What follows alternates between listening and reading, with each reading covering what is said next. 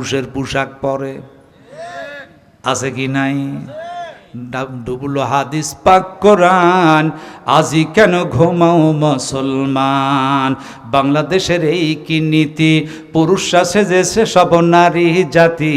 বাংলাদেশের এই কি নীতি, নারীরা সেজেছে সব পুরুষ জাতি।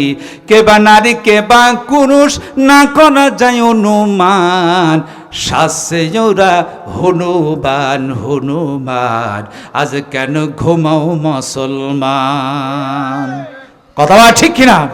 আজকে আমাদের দেশের কিছু মায়েরা আছে দেখবেন পুরুষের পোশাক পরে। তবে আপনাদের মেহেরপুর এলাকার মায়েরা খুব ভালো। আমার পাবনার মায়েরা ভাবনা ছাড়াই দেখেন এখন প্যান্ট শার্ট পরা শুরু করেছে। ইন্ডিয়ার চ্যানেলগুলো দেখা এখন ইন্ডিয়া মার্কা হয়ে গেছে।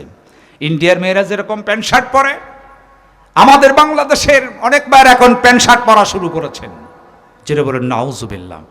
আমি মাঝে মাঝে বলি যে আপনি তো ট্রেনে চড়ার অভ্যাস আছে না? ট্রেনের মধ্যে দেখবেন সবচাইতে ভিক্ষুক বেশি থাকে, ফকিরগুলা ভিক্ষা করে ট্রেনের মধ্যে, বেশি অন্ধ ন্যাংলা খুঁড়া থাকে না?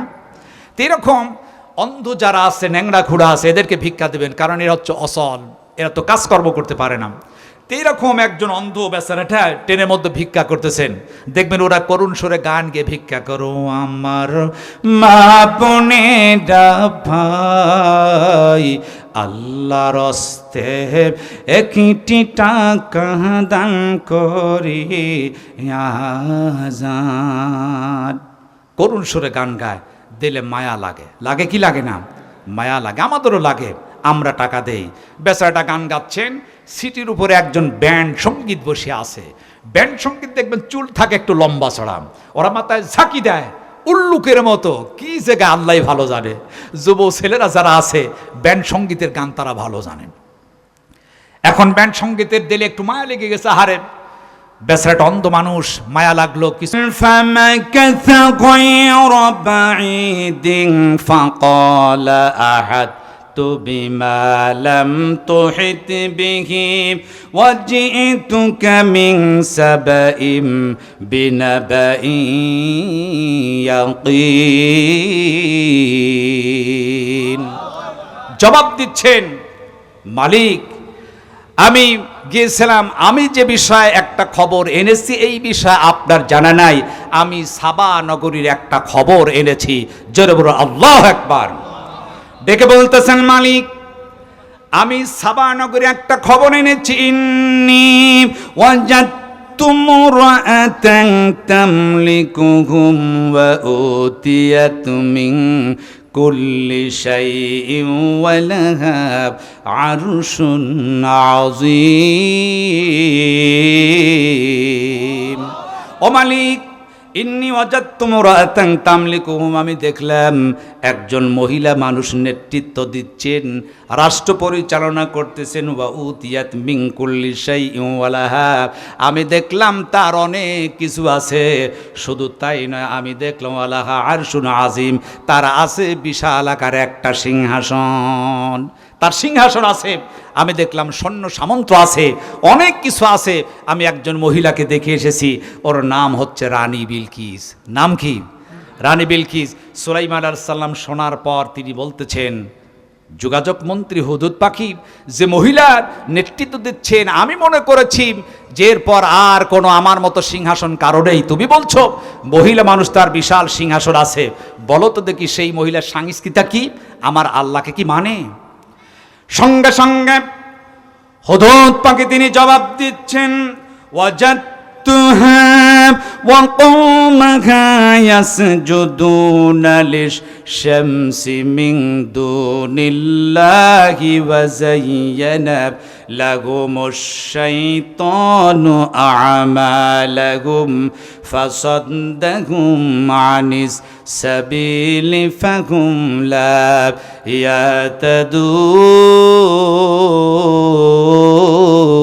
ইয়াতাদুন। এমন সময় হুদুদ পাখি জবাব দিচ্ছেন, মালিক, আমি দেখলাম সেই দেশের লোকেরা এবং মহিলাটি দেখলাম ইয়াসজুদুনা লিশ-শামস, সূর্যকে তারা সিজদা দেয়, আমার রব আমার আল্লাহকে সিজদা দেয় না।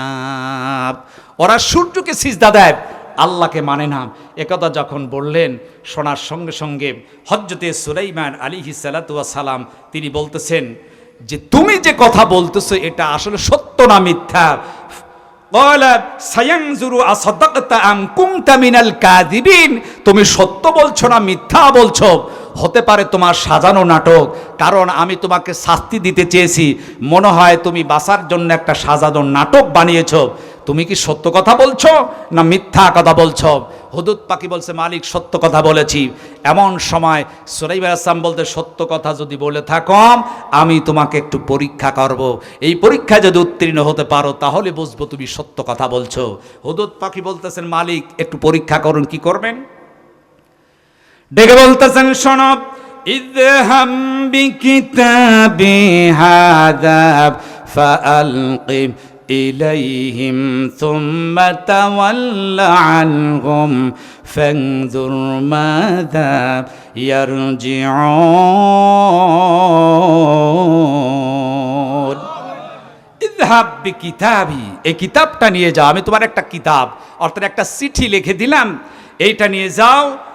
ফালকিল ইলাইহিম, সেটাকে তুমি কি করো? নিক্ষেপ করো, অর্থাৎ ওই মহিলার কাছে দাও। সুম্মা তাওয়াল্লা আনহুম, তুমি একটু সরে থাকো, দূরে চলে যাও। ফানজুর, লক্ষ্য করো, মাযা ইয়ারজিউন, তারা কি বলে, এর জবাবটা কি দেয়। এই জবাবটা যদি আমার কাছে এনে দিতে পারো তাহলে বুঝবো অবশ্যই সাবানগরে একটি দেশ আছে, রানী বিলকিস নামে একজন মহিলা নেতৃত্ব দেয় এবং তার সিংহাসন আছে, সব সত্য তুমি বেঁচে যাবে, নইলে কিন্তু তোমাকে হত্যা করা হবে। সঙ্গে সঙ্গে তিনি বলতেছেন মালিক তাহলে আপনি কি করেন, আমাকে একটা চিঠি লিখে দেন, আমি এই চিঠি নিয়ে যাব, চিঠি আমি সেখানে দিয়ে দেব। জোরে বলো আল্লাহু আকবার। সুলাইমান আলাইহিস সালাম একটা চিঠি লিখলেন। হুদুদ পাখি এখন চিঠি নিয়ে তিনি উড়াল দিয়েছেন, গিয়ে দেখেন রানী বিলকিস যেতে সন্ধ্যা হয়ে গেছে, দরজা জানালা সব বন্ধ, ঢুকবে কোথায়, জায়গা নাই। এইবার হুদুদ পাখি যোগাযোগ মন্ত্রী মনে মনে ভাবতেছেন চিঠি যদি না দেই, জবাব যদি এনে মালিককে না দিতে পারে, মিথ্যাবাদী হয়ে যাব, আমাকে বলবে সে পলায়ন করেছে, মিথ্যাবাদী। ঘুরতেছেন, হঠাৎ করে ঘুরতে ঘুরতে দেখলেন বিল্ডিংয়ের উপরে ভেন্টিলেটরের একটা ভাঙ্গা জায়গা, ভেন্টিলেটরের মধ্য দিয়ে মাথা ঢুকায় দিলেন। লক্ষ্য করে দেখেন বিশাল আকার একটা খাটের উপর রানী বিলকিস তিনি শীত হয়ে শুয়ে আছেন, চতুর্দিক দিয়ে তীরন্দাজরা তীর আর ধনুক নিয়ে তারা পাহারা দেয়। এমন সময় হুদুদ পাখি মনে মনে চিন্তা করতেছেন চিঠি যদি নিয়ে যাই, এই চিঠি যদি রানী বিলকিসকে দিতে যাই, তীর মেরে আমার মেরে ফেলবে, আমি ফেরত যেতে পারবো না, মালিক বলবে মিথ্যাবাদী, সে পলায়ন করেছে। অপেক্ষা করে দেখি তীরন্দাজরা ঘুমায় কিনা। দীর্ঘ সময় ভেন্টিলেটরের মাথা দিয়া তিনি অপেক্ষা করতেছেন। হঠাৎ করে দেখলেন সমস্ত তীরন্দাজরা ঘুমিয়ে পড়ল। সঙ্গে সঙ্গে এবার দেখা গেল হুদুদ পাখিটি উড়ান দিয়া রানী বিলকিসের বুকের উপর চিঠি রাখলেন। চিঠিটা দেওয়ার পর ওড়াল দিয়ে বিলকিলিটরের জায়গায় লক্ষ্য করে দেখলেন যেহেতু মালিক বলেছে অপেক্ষা করবে, কি জবাব দেয়। সঙ্গে সঙ্গে অপেক্ষা করতেছেন। রাত্রি যখন শেষ হয়ে গেল, এমনভাবে বিল্ডিং তৈরি করেছেন, সকাল হওয়ার সঙ্গে সঙ্গে সূর্যের আলো রানী বিলকিসের চেহারায় যখন পড়ত, অমনি রানী বিলকিস সিজদা দিয়ে দিত। সূর্য যখন উদিত হল, ঘুমটা ভেঙে গেছে, সূর্যকে সিজদা দিবে। হঠাৎ করে রানী বিলকিস লক্ষ্য করে দেখলো বুকের উপর একটা চিঠি। এবার চিঠি নিয়ে তিনি পড়তেছেন, এই চিঠিটা কে দিল লক্ষ্য করে দেখেন, এমন দামি চিঠি জীবনে কোনোদিন পাই নাই। সুবহানাল্লাহ, একজন পয়গম্বরের চিঠি। তিনি চিঠি পেয়েই তিনি বলতেছেন ক্বালাত ইয়া আইয়ুহাল মালাউ ইন্নী উলকিয়া ইলাইয়া কিতাবুন কারীম। ডেকে বলতেন শোনো এ আমার সাথীরা, আমাকে সম্মানিত একটা চিঠি দেওয়া হয়েছে, আমি একটা চিঠি পেয়েছি। ডেকে বলতেন কি চিঠি, কে চিঠি দিল, এত বড় সাহস? ও রানী বিলকিস, একটু বার আপনি বলে দেন, আমরা তাকে হত্যা করে মেরেই ফেলব। কার এত বড় সাহস? ডেকে বলতেন তোমরা সাবধান হয়ে কথা বলো, চিঠির ভাষায় আমার মন বলছে তিনি একজন আল্লাহ হবে, দামি লোক হবে, তার ব্যাপারে খারাপ মন্তব্য করা যাবে না। লোকেরা বলল তিনি কি চিঠি দিয়েছেন যে চিঠিটা এত দামি? সঙ্গে সঙ্গে রানী বিলকিস চিঠি পড়ে শোনাচ্ছেন, ইন্নাহু মিন সুলাইমান ওয়া ইন্নাহু বিসমিল্লাহির রাহমানির রাহিম। আল্লাহ তাআলু আলাইয়া ওয়া আতুনি মুসলিমিন।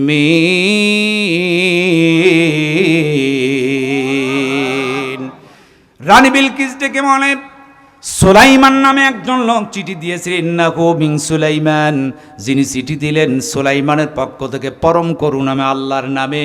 তিনি লিখেছেন, আল্লাহ তাআলু আলাইয়া ওয়া আতুনি মুসলিমিন, গর্ব করে অহংকার করো না, মাথা নত করে আমার দরবারে হাজির হয়ে যাও। গর্ব করতে নিষেধ করেছে, দাম্ভিক্য দেখানো যাবে না। আমাদেরকে তার দরবারে যাওয়ার জন্য তিনি আমন্ত্রণ করেছেন, দাওয়াত দিয়েছেন, সেখানে আমাদের যেতে হবে। রাগ তোমরা করো না, শোনো, অপেক্ষা করো, আমি একটু পরীক্ষা করতে চাই এই লোকটি আসলেই ভালো কিনা, তিনি একজন নবী হবে কিনা, আমি একটু তার টেস্ট করব, আমি একটু পরীক্ষা করব। এই পরীক্ষা করার জন্য এখনই আমার রাজ্যের 200 জন মহিলা তোমরা খুব তাড়াতাড়ি পুরুষের পোশাক পরে পুরুষ সেজে নাও। রানী বিলকিস নির্দেশ দিল, 200 জন পুরুষ মানুষ মহিলার পোশাক পরল, 200 জন মহিলা পুরুষের পোশাক, মহিলারা পুরুষ, পুরুষদের মহিলা সাজাইয়া বলল, সুলাইমান যদি নবী হয়, 1 নম্বর পরীক্ষা, নারী আর পুরুষকে দেখেই সে পার্থক্য করে দিতে পারবে। 200 400 জন নারীরা মহিলা, নারীরা সাজলো পুরুষ, পুরুষরা সাজলো মহিলা, পোশাক পরে নিল। 100 জন স্পেশাল বাহিনী, মোট 500 জন বাহিনী রেডি করে বলল, শোনো, তোমাদের প্রত্যেকের হাতে থাকবে একটি করে স্বর্ণের ইট, রেশমি কাপড়ে পেঁচানো, এইটা সুলাইমানকে হাদিয়া দিবে। সুলাইমান যখন হাদিয়া পাবে তখন ভয় পেয়ে যাবে যে রানী বিলকিস বিশাল ধনী 500টি স্বর্ণের ইট এনেছে, সে আশ্চর্য হয়ে যাবে।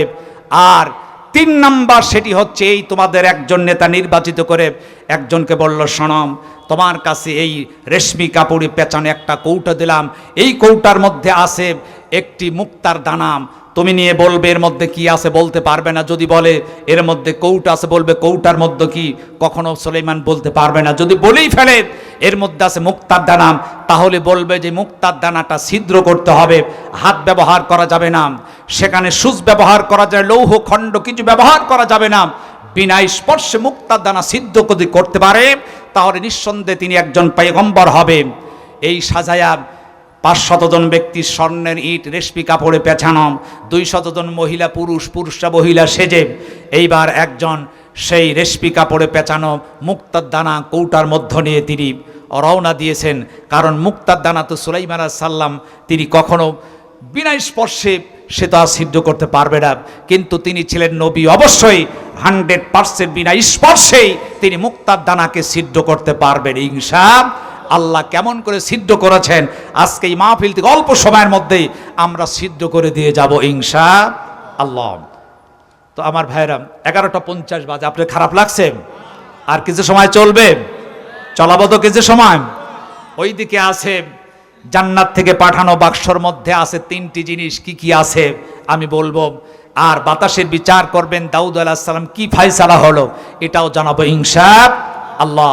মুক্তার দানা ছিদ্র হবে, হাত না, লৌহ খণ্ড কিচ্ছু না, বিনা স্পর্শে সুলাইমান আলাইহিস সালাম কেমনি করে সিদ্ধ করেছেন এটাকে আপনারা শুনে যাবেন না, এটাও আজকে বলবো ইনশাআল্লাহ। এখন সব কিছু রেডি, 500 জন ব্যক্তি রওনা দিয়েছেন হযরত সুলাইমান আলাইহিস সালামের দেশের দিকে। ওদের আসতে দেরি, ওই যে বিলকিলিটার ভেন্টিলিটারের মধ্যে বসে আছেন হুদুদ পাখি, সব খবর নিল। কারণ সুলাইমান বলেছেন চিঠি দিবে, শুনবে তারা কি বলে, প্রশ্ন কি বললো আমাকে জানাবা। একটা ওড়াল দিয়ে চলে এলো সকলের আগে, মালিক সর্বনাশ হয়ে গেছে। সুলাইমান বলল কি হয়েছে? বলে আমি চিঠি দিলাম, আপনাকে পরীক্ষা করবে রানী বিলকিস, 500 জন সৈন্য আসছে আপনার বাড়িতে, রওনা দিয়েছেন। 1 নাম্বার, 200 জন মহিলা পুরুষের পোশাক পরেছেন, 200 জন পুরুষ সেজেছেন মহিলা, নারীরা পুরুষ, পুরুষরা মহিলা সেজেছেন। এটা আপনি পারবেন, আমি বলে দিলাম, নারীদেরকে পুরুষ, পুরুষদেরকে আপনি নারী বলে দেবেন। 2 নাম্বার, আপনার জন্য ওরা 500টি স্বর্ণের ইট রেশমি কাপড়ে পেঁচিয়ে আনবে, আপনাকে দেখাতে চায় রানী বিলকিস বিশাল ধরি। সবচাইতে বড় আশ্চর্য, সর্বনাশ হয়ে গেছে, ওদের কৌটা আছে, একটা কৌটার মধ্যে মুক্তোর দানা আছে, আপনাকে প্রশ্ন করা হবে, কিন্তু সর্বনাশ হচ্ছে এই মুক্তোর দানা আপনাকে সিদ্ধ করতে হবে, কিন্তু লৌহ খণ্ড ব্যবহার করা যাবে না, হাত ব্যবহার করা যাবে না, সুচ ব্যবহার করা যাবে না, বিনা স্পর্শে আপনাকে এটাকে সিদ্ধ করতে হবে, আপনি কেমনি করবেন? এটা তো আপনি পারবেন না, আমার বড় ভয় হয়। সুলাইমান নবী বলছেন, শোনো, আমি যা জানি তুমি তা জানো না, তোমরা চুপ থাকো, আমার দরবারে কে আছে একটু দাঁড়াও, এই মুহূর্তে কে আছো এখনই যাবে, ঘুরে আসবে। রানী বিলকিসের 500 জন সৈন্য যারা রওনা দিয়েছেন, তাদের হাতে যে ইট আছে সেম কায়দা ইটের মাপ এনে আমাকে দিতে পারবে কে আছো? একজন জিন দাঁড়িয়ে বলল, আপনি উঠা থেকে বসা যে সময় তার আগেই আমি স্বর্ণের ইটের মাপ এনে পৌঁছে দেব। জোরে বলো আল্লাহু আকবার। জিন চলে গেলেন।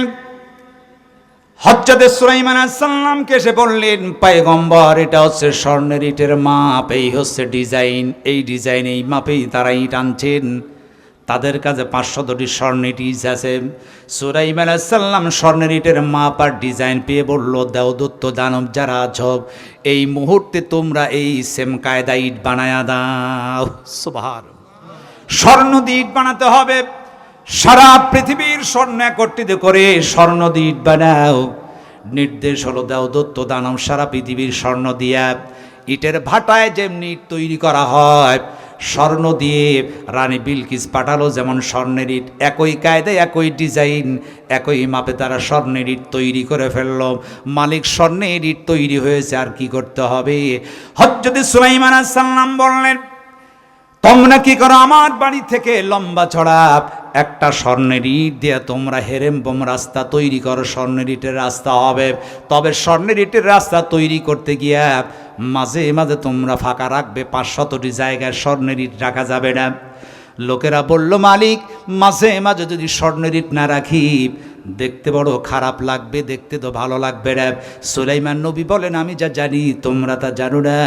রাস্তা তৈরি করবে, রাস্তার মাঝে মাঝে একটা করে স্বর্ণের ইট রাখবা না, 500টি জায়গার স্বর্ণের ইট তোমরা ফাঁকা রেখে দিবা। রাস্তা তৈরি হল, মালিক সুন্দর রাস্তা তৈরি হয়ে গেছে, লম্বা চড়া রাস্তা তৈরি হয়ে গেল। সুলাইমান নবী ডেকে বললেন, শোনব, রাস্তার মাথায় তোমরা একটা গেট তৈরি করে দাও। রানী বিলকিস সৈন্য পাঠাচ্ছে 500 ভিআইপি মেহমান, স্বর্ণের রাস্তা দিয়ে হেঁটে হেঁটে আসবে, তাদের সম্মানার্থে একটা স্বর্ণ দিয়ে গেট বানায়া দাও। সুবহানাল্লাহ। স্বর্ণের গেট তৈরি করো। দেবদূত দানব লাগে সুন্দর করে বিশাল স্বর্ণের গেট তৈরি করে ফেললো। বলো, সেখানে খোশ আমদেদ মারহাবা বিভিন্ন খচিত আকার লিখে ফেলো। লিখা হলো। আর কি করব? বলল, শোনো, ওই গেট থেকে শুরু করে আমার রাজপ্রাসাদ পর্যন্ত দুই দিক তোমরা স্বর্ণ দিয়ে পাঁচির নির্মাণ করো। শুধু পাঁচির নয়, পাঁচির সহিত বিভিন্ন ডিজাইনের নকশা তৈরি করতে হবে। হযরত সুলাইমান আলাইহিস সালাম নির্দেশ করতে দেরি, তৈরি করতে দেরি হচ্ছে না। দেবদূত দানব সকলে লেগে তারা গেট থেকে শুরু করেন সুলাইমান আলাইহিস সালামের বাড়ি পর্যন্ত। গেট থেকে দুই দিক দিয়ে পাঁচির নির্মাণ করলো, পাঁচির বিভিন্ন ধরনের নকশা তৈরি হলো।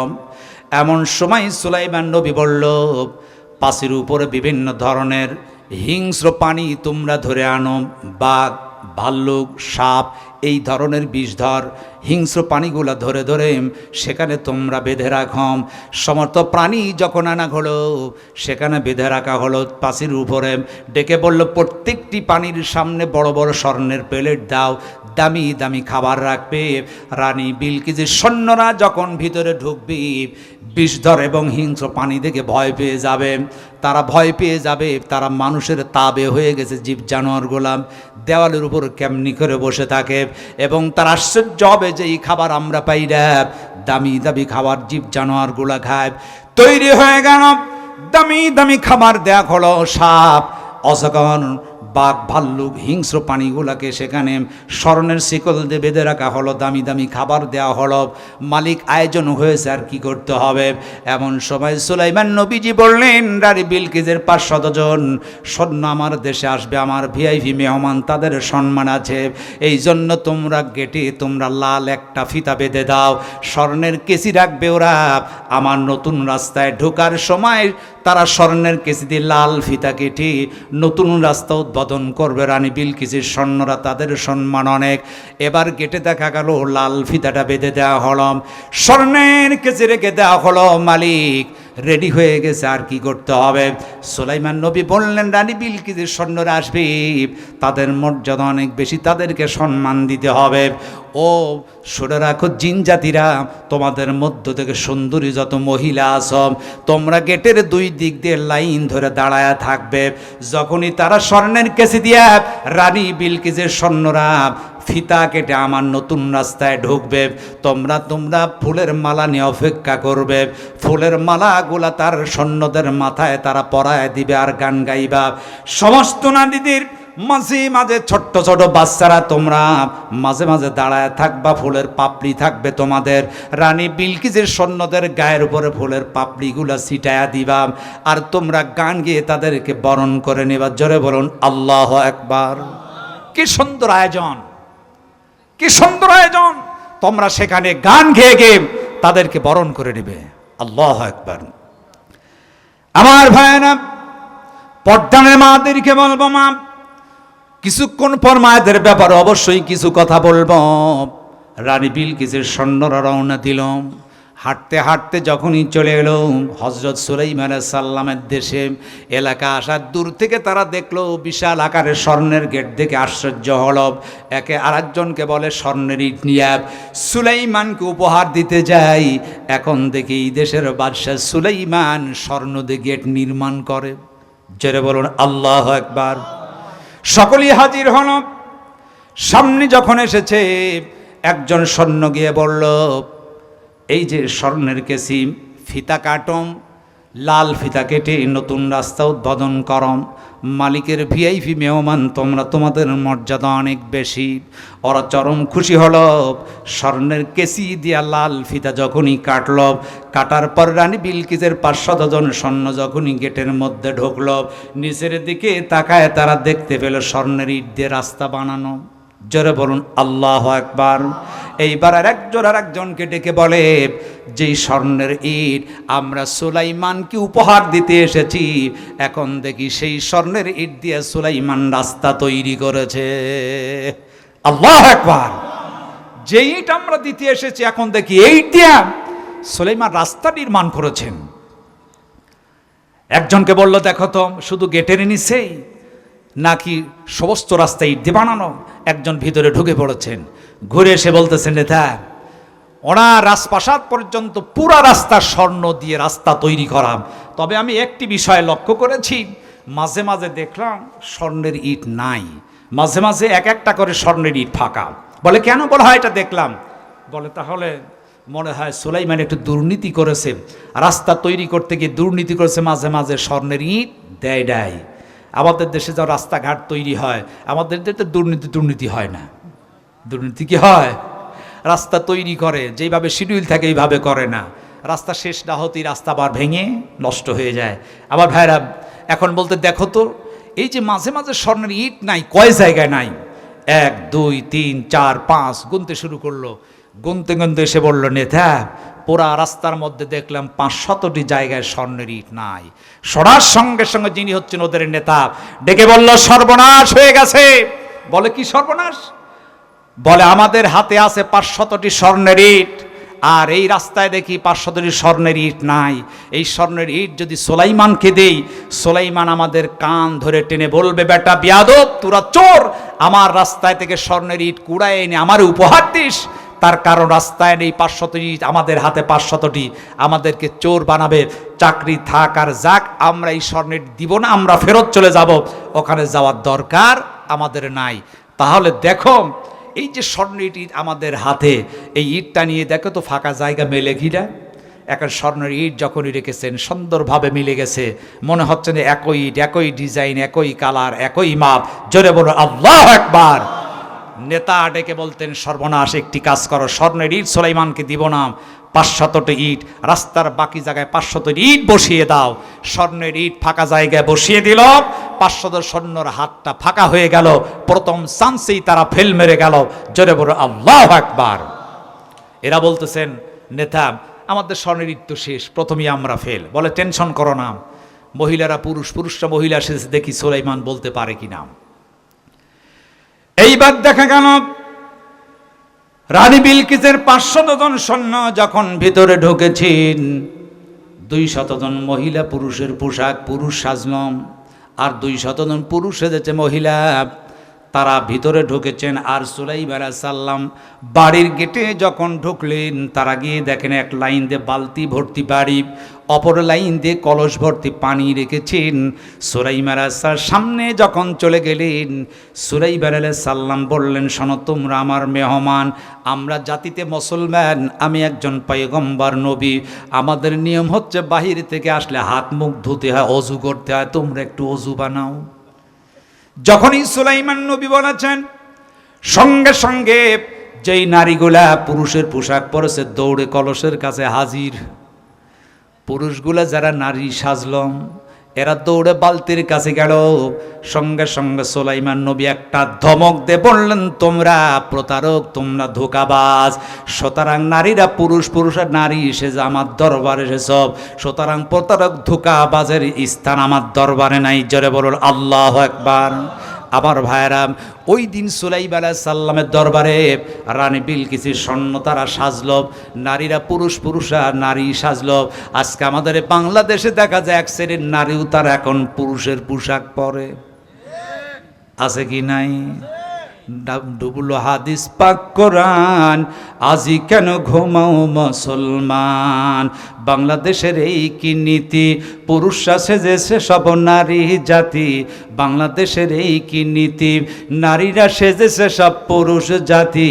কে বা নারী কে বা পুরুষ না করা যায় অনুমান, শাসে ওরা হনুমান হনুমান, আজ কেন ঘুমাও মুসলমান। কথা বলা ঠিক কিনা? আজকে আমাদের দেশের কিছু মায়েরা আছে, দেখবেন পুরুষের পোশাক পরে। তবে আপনাদের মেহেরপুর এলাকার মায়েরা খুব ভালো। আমার পাবনার মায়েরা ভাবনা ছাড়াই দেখেন এখন প্যান্ট শার্ট পরা শুরু করেছে।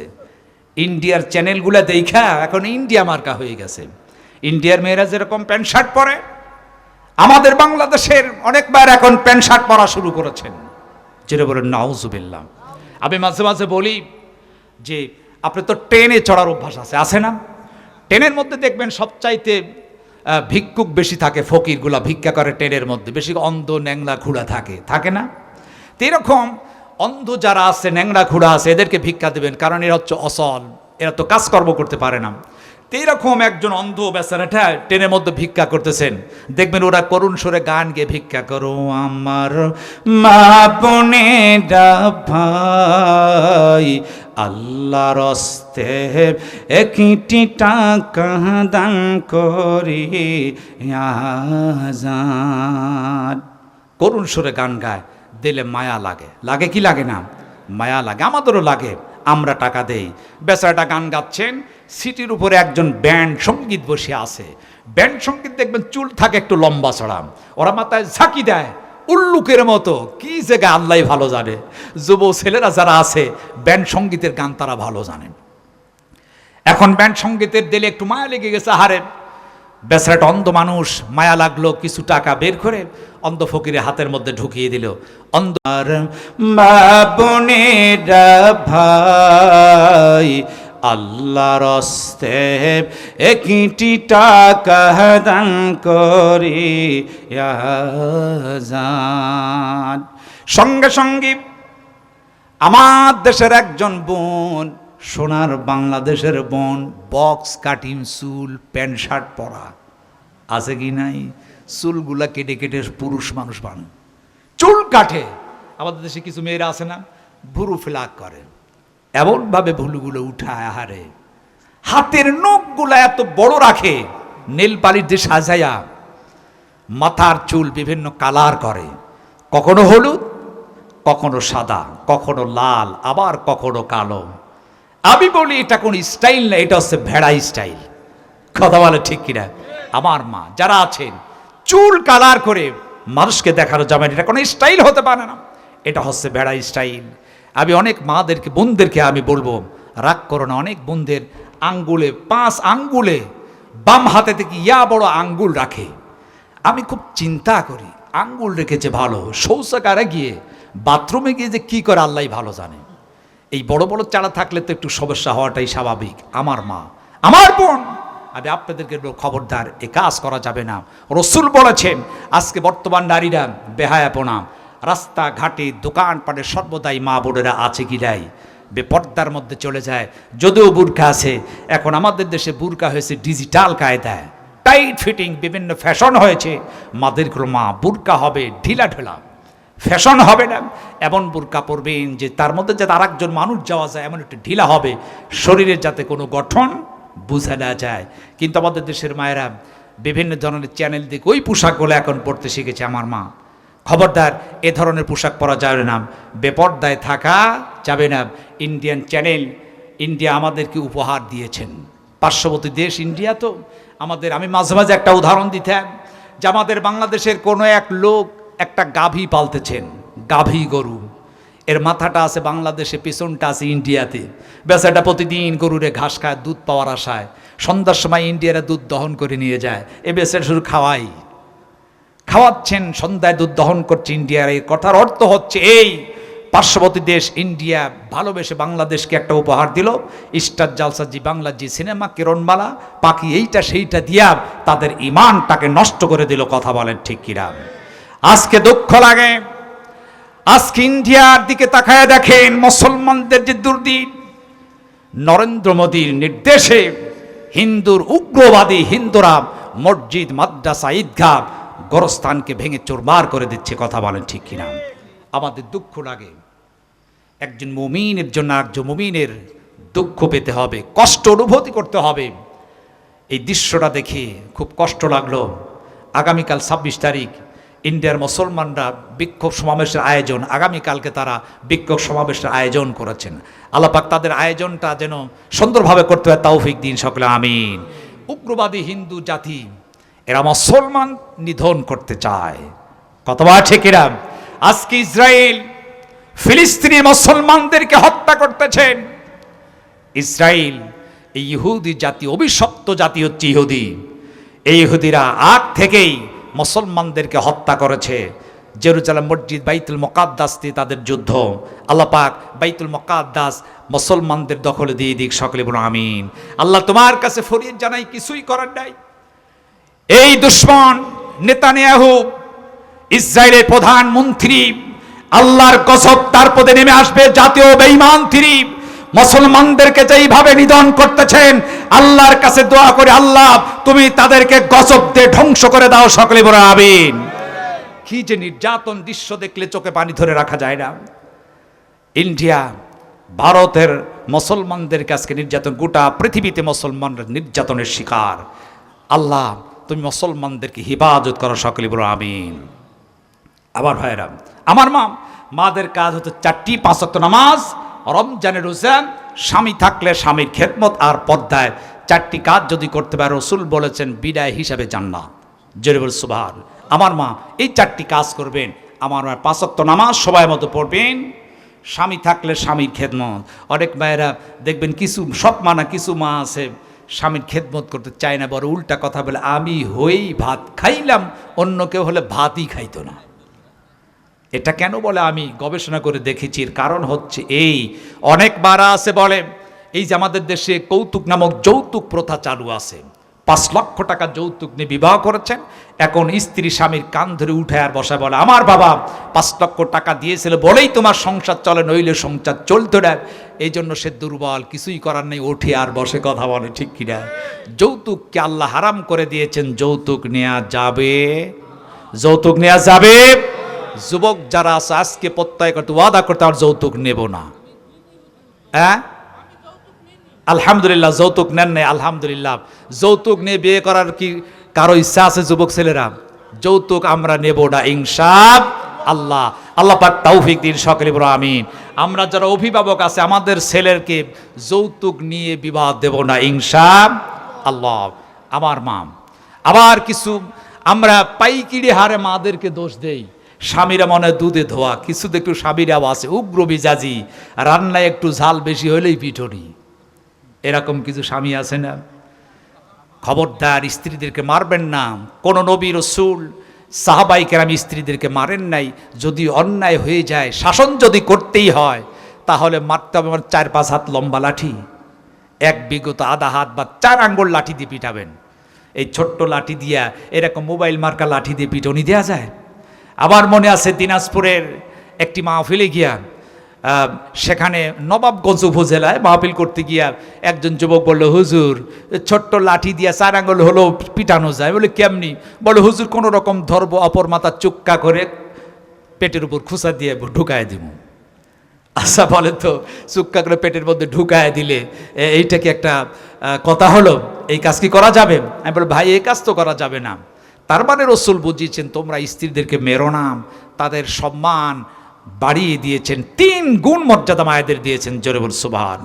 মাদেরকে মারা যাবে না। মা স্বামীর খেদমত, পর্দায় থাকতে হবে।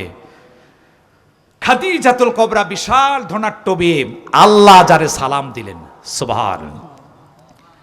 আল্লাহর নবী জাবালে নূর পাহাড়ি, ফেরেশতা জিবরিল আমিন বললেন, ইয়া রাসূলুল্লাহ দেরি নয়, ওই তো খাদিজা খাবার নিয়ে রওনা দিল, চলে যাই। তবে খাদিজা এলে আপনি বলবেন আল্লাহ রব্বুল আলামিন খাদিজাকে সালাম দিয়েছেন। সুবহানাল্লাহ। ইয়া রাসূলুল্লাহ, আল্লাহর সালামের সহিত আমার সালামটা পৌঁছায় দিবেন। বলে জিবরিল আমিন চলে গেল, খাদিজা চলে এলো। রসুল বলেন খাদিজার চমৎকার সংবাদ। খাদিজা বলি, ইয়া রাসূলুল্লাহ কিসের সংবাদ? বলল জিবরিল আমিন বলে গেল আল্লাহ রব্বুল আলামিন তোমারে সালাম দিয়েছেন। সেই সঙ্গে জিবরিল আমিন তোমারে সালাম দিল। খাদিজা কেঁদে ফেললেন, ইয়া রাসূলুল্লাহ জিবরিল আমিনের সালামের জবাব না হয় দিলাম, আল্লাহর সালামের জবাব কেমনি দিতে হয় আমি জানি না।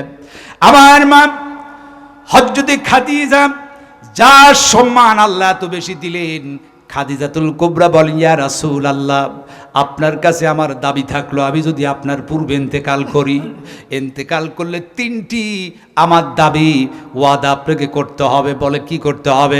ইয়া রাসূলুল্লাহ আমি যদি আগে ইন্তেকাল করি, আপনার ব্যবহৃত পোশাক দিয়ে আমার কাফনের কাপড় বানায় দিবেন। 2 নাম্বার, ইয়া রাসূলুল্লাহ আপনার হাত দিয়ে আমার চেহারাটা কেবলার দিকে ঘোরায় দিবেন। 3 নাম্বার, মুনকার নাকিরের প্রশ্নের জবাব আপনি নিজেই দিয়ে দেবেন। রসুল বললেন খাদিজা এতে লাভ কি? বলে আপনার ব্যবহৃত পোশাক যদি কাপড়ের কাপড় হয় তাহলে কবর আমাকে আযাব দিতে পারবে না। 2 নাম্বার হলো, ইয়া রাসূলুল্লাহ আপনার হাত দিয়া যদি আমার চেহারা কেবলা ঘুরিয়ে দেন, আল্লাহর আরশে আজিম ধন্য হয়ে যাবে। সুবহান।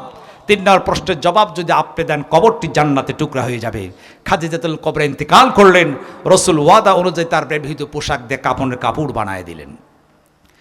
2 নম্বর তার ওয়াদা, নবীজি আমার হাত দিয়ে খাদিজাতুল কুবরার চেহারা কেবলার দিকে তিনি ঘোরায় দিলেন।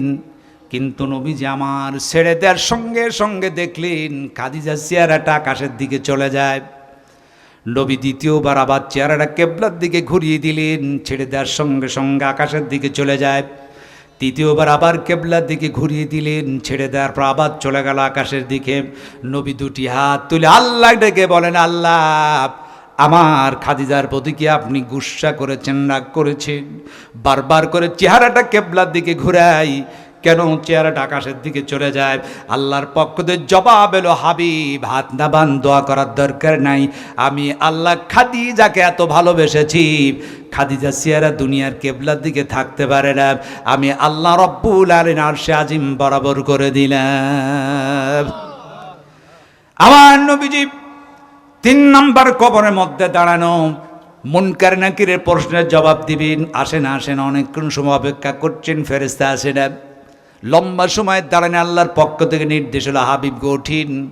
ফেরেশতা তো ঢুকবে না, যদি মুনকার নাকির প্রশ্ন করা আপনার প্রয়োজন নেই, আমি আল্লাহ খাদিজার পক্ষ হয়ে মুনকার নাকিরের প্রশ্নের জবাব দিয়ে দেব। জোরে বল সুবহানাল্লাহ। ও আমার মা খাদিজাতুল কুবরার চেহারা আরশ আজিমের দিকে ঘোরায় দিল, আল্লাহ সালাম দিলেন। আল্লাহ রব্বুল আলামিন মুনকার নাকিরের প্রশ্নের জবাব দিতে চান, তার একটাই কারণ, সেটা হচ্ছে খাদিজাতুল কুবরার সমস্ত সম্পদ দিন কায়েমের জন্য সব দান করেছেন। আর 2 নাম্বার, খাদিজাতুল কুবরা আমার রসুলের খেদমত করেছেন। সুবহানাল্লাহ। আম্মা জান খাদিজার ব্যাপারে রসুল বলেন, রসুল বলেন আমি জিহাদ থেকে আসতাম, দিনের দাওয়াত থেকে বাড়িতে আসতাম 2 দিন 3 দিন 5 দিন পর একবার শুধু খাদিজা বলে ডাক দিতাম, দরজা খুলে যেত, আমি বলতাম খাদিজা ঘুবা উঠাব, খাদিজা ডেকে বল ইয়া রাসূলুল্লাহ কখন যেন আপনি চলে আসবেন, এই টেনশন আমার হয়, আল্লাহি আল্লাহর কসম সারাটি রাতটি আমি দরজায় পিঠ লাগায়া কাটায়া দেই। সুবহান, সেই খাদিজা আমার মা। এজন্য খাদিজাকে সম্মান করেছেন। আপনার 5 ওয়াক্ত নামাজ, রমজান মাসের রোজা, স্বামী থাকলে স্বামীর খেদমত আর পর্দায় যদি থাকেন বিদায় হিসেবে আল্লাহ জান্নাত দিবেন। জোরে বলুন সুবহান। আমার ভাইয়েরা শেষের দিকে নিয়ে যাচ্ছি, প্রতারকদের স্থান নাই। যখন এই কথা বলা হলাম, রানী বিলকিসের সৈন্যরা বলল 2 নাম্বার ফেল মারলাম। এখন নেতা ডেকে বলতেছেন আমাদের স্বর্ণের ইট তো রাস্তায় শেষ, 2 নাম্বার নারী পুরুষ পার্থক্য করে ফেললাম। 3 নাম্বার আর একটা পরীক্ষা, আমাদের কাছে মুক্তদান আছে, সুলাইমান কেমনি করে সিদ্ধ করবে আমরা দেখতে চাই। ডাকতে বলে সুলাইমান গো বড়, আমার হাতে কি আছে? সুলাইমান আলাইহিস সালাম বললেন রেশমি কাপড়ে পেঁচানোর মধ্যে আছে কৌটা। দ্বিতীয় প্রশ্ন করলেন কৌটার মধ্যে কি আছে? ডাকতে বললেন কৌটার মধ্যে আছে মুক্তার দানা। 3 নাম্বার আবার ডেকে বললেন সুলাইমান গো মুক্তার দানা এইটাকে তোমাকে সিদ্ধ করতে হবে, কিন্তু শর্ত হলো হাত লাগানো যাবে না, লৌহ খণ্ড না সুচ ব্যবহার করা যাবে না, বিনা স্পর্শে মুক্তার দানা সিদ্ধ করতে হবে। যদি মুক্তার দানা সিদ্ধ করতে পারেন তাহলে বুঝতে পারবো আপনি একজন পয়গম্বর, নইলে আপনি নবী হতে পারেন না।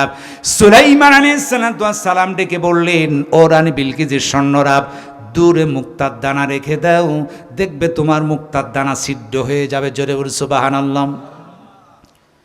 আমার ভাইরা মুক্তার দানা দূরে যখন রাখা হলো, সুলাইমান আলাইহিস সালাম সকল পানির তিনি ভাষা জানতেন, কথাবার্তা বলতে পারতেন, সব তার তাবে ছিল। সুলাইমান আলাইহিস সালাম এইবার তিনি ঘুনি পোকাকে ডাকলেন আর বললেন মুক্তার দানা সিদ্ধর জন্য নির্দেশ দেওয়া হলো। ছোট্ট ছোট্ট কাঠের মধ্যে যে পোকাগুলা থাকে, যেটাকে ঘুনি পোকা বলা হয়, মুক্ত দানার উপর দিয়ে নিজ দিকে ঢুকে গেল। রানী বিলকিসের সৈন্যরা কিছুই বুঝল না। কিছুক্ষণ পর সুলাইমান নবী বলেন দেখো তোমাদের মুক্তার দানা সিদ্ধ হয়ে গেছে। একজন বলল কেমনি করে? হাতের তালুর উপর রাখলেন, লক্ষ্য করে দেখলেন আসলেই তো সিদ্ধ হয়ে গেছে। হযরতে সুলাইমান আলাইহিস সালাম ডেকে বললেন রানী বিলকিসের সৈন্যরা শোনো, শুধু একটা মুক্তার দানা নয়, হাজারো মুক্তার দানা আনো, বিনা স্পর্শে সিদ্ধ করে দেওয়া হবে। তোমরা মালা বানায় রানী বিলকিসকে উপহার দিয়ে দাও। জোরে বলো সুবহানাল্লাহ। মুক্তার দানা তিনি সিদ্ধ করে ফেললেন। ওইদিকে এই যে যারা ফিতা কেটে ভিতরে যখন ঢুকছিল, বলেছিলেন যে তোমরা ফিতা কাটবে, আর জিন জাতি, জিনদের মধ্যে যারা সুন্দরী নারী আছো তোমাদের হাতে থাকবে ফুলের মালা। রানী বিলকিস সৈন্যরা ঢুকবে, গলায় তোমরা ফুলের মালা দিবা, আর ছোট ছোট বাচ্চারা ফুলের পাপড়ি ছিটায় দিবে, আর গান গিয়ে তাদেরকে বরণ করবে। সেই দিন তারা একটা গান গিয়েছিল, গান গিয়ে বরণ করেছিল। এক কলি কি আপনাদেরকে বলবো আজকে? শুনবেন কি আপনারা? ওদিকে কিন্তু রাখা আছে জান্নাত থেকে পাঠানো বাক্সের মধ্যে কয়টি জিনিস? 3টি। বাতাসের বিচার আমি কি বলে দেব? যেহেতু অলরেডি বেজে গেছে 12টা 21, আমি 10 মিনিটের মধ্যে শেষ করে দেই, সংক্ষেপে বলে দেই, নাকি বলেন? সংক্ষেপে শেষ করে দেব ইনশাল্লাহ, যেহেতু আগামীকালকে মাহফিল আছে, রাত আর বেশি দেরি করব না। আমার ভাইয়েরা সুলাইমান আলাইহিস সালাম তিনি জবাব বলেন আব্বা আল্লাহ যদি কাউকে জানায় আমি সুলাইমান কেন, সাধারণ ব্যক্তিও বলতে পারবে এই বাক্সের মধ্যে 3টি জিনিস কি আছে। দাউদ নবী বুঝতে পেরেছেন সুলাইমান জানবে। বাবা তাহলে তুমি বলো আমি জানতে চাই, আমরাও সকলে জানতে চাই। কথা বলেন ঠিক কিনা?